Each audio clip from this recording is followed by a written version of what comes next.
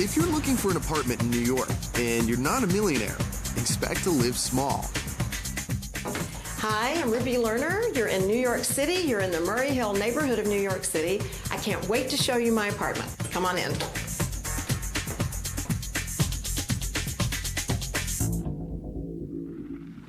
What did Ruby see in an apartment with a strange layout, an ugly bathroom, and no kitchen?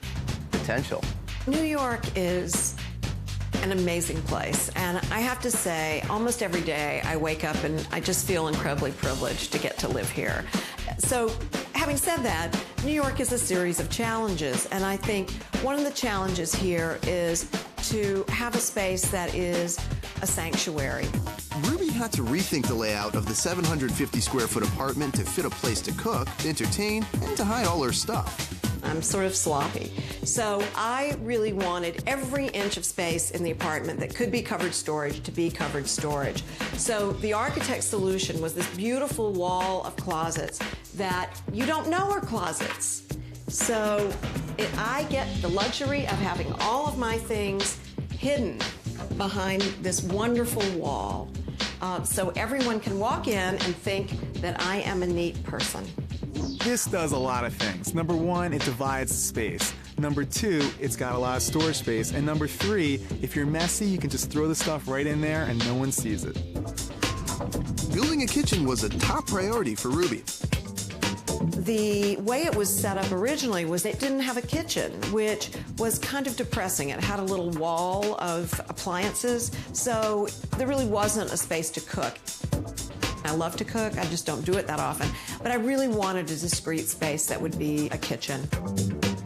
And then I love that there's an area right behind it where someone can sit and talk to you while you're cooking. The living room has more custom built-ins and more storage. One of the things that we wanted to play with in the apartment were levels, and so we had this area in the corner, so we decided to make a low seating area.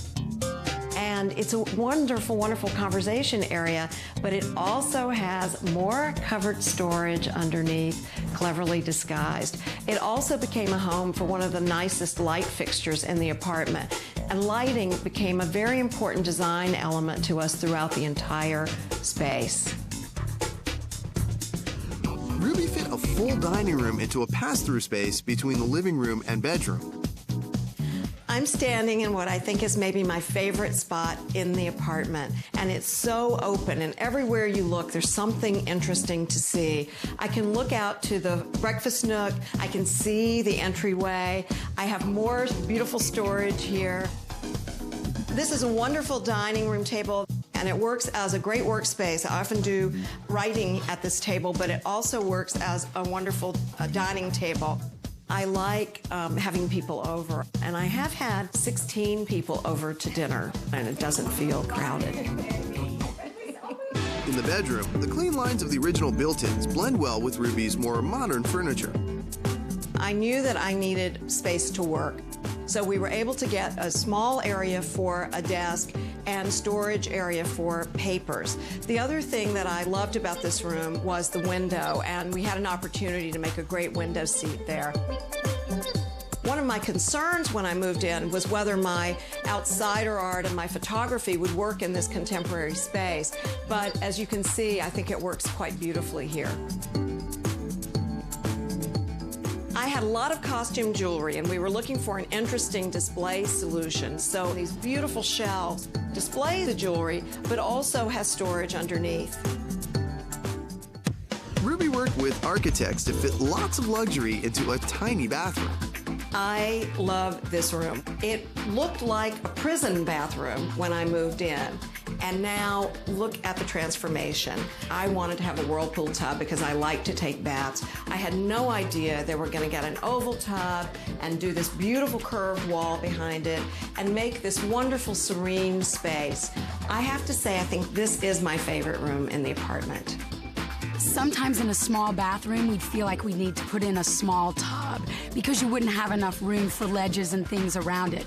She just skipped the ledges and put the tub right in there. I think it works beautifully, and she didn't compromise on something she really wanted in her bathroom.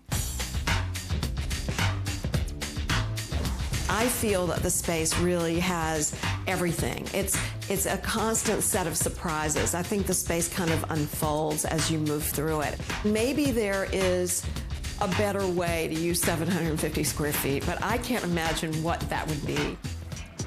Coming up on Small Space, Big Style, a small loft so close to the highway, you can wave at the traffic. This would be perfect for exhibitionists.